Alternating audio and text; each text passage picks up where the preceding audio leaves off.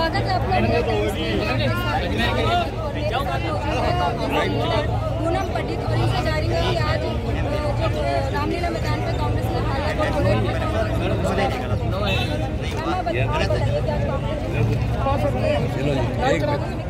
नहीं चल रहा लगा रखा।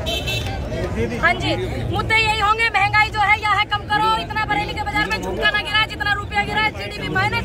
और तुम्हारी जैसी जो युवा है उनके लिए भर्ती निकालो। महिलाओं पे जो अत्याचार हो रहे हैं अभी आपने देखा होगा। एक बेटी ने मना कर दिया है तो उस बेटी को जो है पेट्रोल छिड़क करके लड़का चला जाता है, उसको खौफ नहीं होता कानून का, सरकार का। तो सरकार जब इन पे तंज कसेगी तभी तो खौफ होगा। जब खौफ में ये लोग रहेंगे, जब बलात्कारियों को ये रिहा करेंगे तो और लड़कियों की तो ये इस तरीके की जो चीजें वो बढ़ जाएंगी ना। तो यही मुद्दे हैं। और महंगाई जो है वो चरम पे है।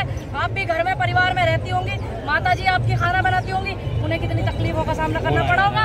ये पेट्रोल पंप इतने बड़े बड़े जो होर्डिंग लगा रखे हैं महंगाई को लेकर कर, ये उज्ज्वला उसको दिखा करके, तो वो जो उसमें जो पैसा लगा होर्डिंग में, पहले यूँ बताओ किसका लगा?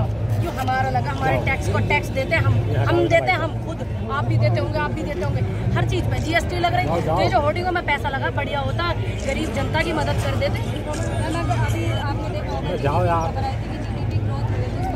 अब एक बात बताओ, वेंटिलेटर पे सांस ले रही पीछे, जब तो इन्होंने खबर न बताई, अब तन्नक से उभर गई तो खबर बताने लग रहे। ये बात है ना, अच्छी बात है। हम तो चाहते हैं हमारे देश की जीडीपी है वो बहुत ज्यादा अच्छी होनी चाहिए, लेकिन जब बिल्कुल माइनस में चली जाती है, जब क्यों नहीं बताते? देश की ऐसी ऐसी खबरें ये लोग छुपा लेते हैं। पहले विदेशों का कर्ज भारत पर कितना था? ठीक, बहुत ज्यादा कम, 8 पॉइंट करके 2 था, और आज 6-4 कुछ करके करोड़ करके है। अरे लाखों करोड़ों में है। और आज मैंने उस न्यूज़पेपर की वो देखी हिस्ट्री, तो पूरा छुपा करके न्यूज को छाप रखा था अखबार में, जरा सा साइड में, जिसको फ्रंट पे होना चाहिए कि हमारे देश पर और देशों का कर्जा कितना है, उसको छुपाते हैं ये लोग।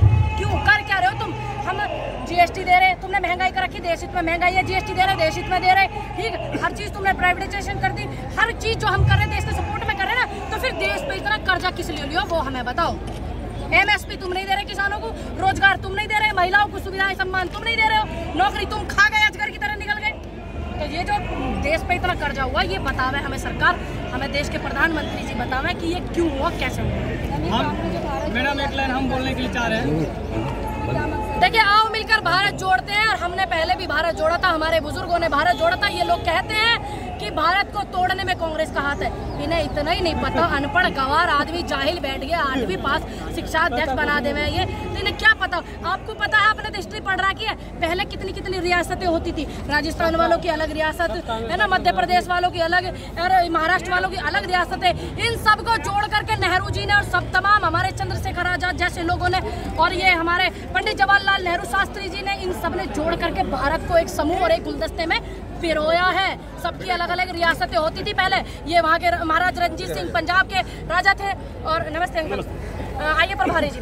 महाराज रणजीत सिंह जो थे वो पंजाब के राजा थे, है ना। कोई किसी राज्य का राजा था, कोई राजस्थान का था, मध्य प्रदेश, पंजाब, हरियाणा, और ये तुम्हारा त्रिपुरा, इन सब के अलग अलग राजा हुआ करते थे।